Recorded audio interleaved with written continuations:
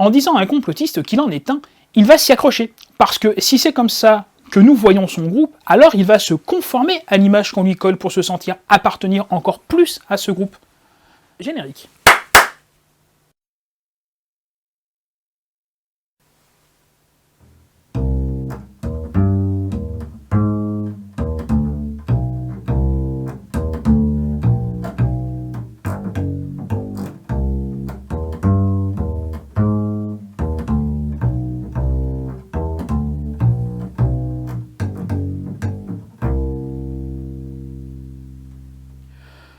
Dans cette vidéo, nous allons aborder un nouveau concept qui est le sentiment d'appartenance. Le sentiment d'appartenance, c'est le fait de partager sa réalité avec un membre d'un groupe, ce qui contribue à l'affirmation de son identité et suscite un sentiment de fierté et motive au dépassement de soi. Nous adhérons à un groupe car ce dernier défend des valeurs auxquelles nous nous identifions et qui sont socialement valorisantes pour nous et qui renforcent notre ego.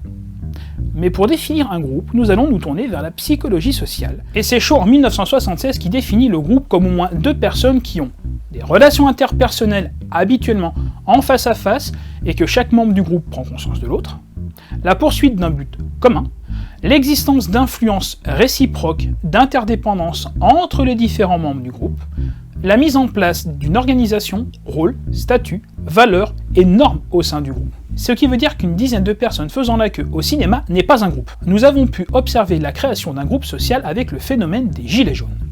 Le regroupement, la définition d'un but, les interactions sur les lieux d'action, la mise en place d'une organisation.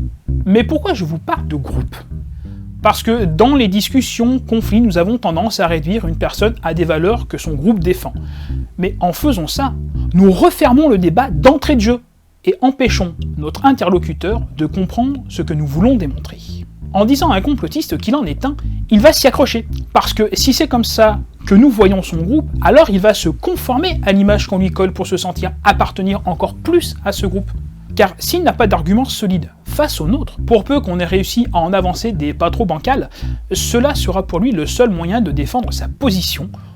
Pour tenter de mener à bien une discussion sensible quand nous sommes face à un individu fort de son sentiment d'appartenance, il faut commencer par instiller la graine du doute. Cela fait plusieurs années que j'explique que pour faire germer une idée, il faut la planter dans l'esprit de quelqu'un et la laisser germer. Car là, bourriner, c'est pas la bonne solution. Nous allons générer de la réactance, qui est une réaction violente à la suppression de liberté illusoire ou non. Le ton va monter, et nous n'aurons plus la possibilité de revenir sur le problème. Pour résumer, quand le débat est engagé, ne réduisez pas votre interlocuteur à une caractéristique de son groupe d'appartenance. Vous flatterez son ego et l'ancrerez dans ses croyances et convictions. Dès lors, vous aurez étouffé le débat, hypothétiquant toute chance de dialogue et de remise en question. Maintenant que vous savez, attaquez-vous aux idées et non pas aux personnes. Restez critique et à la revoyure.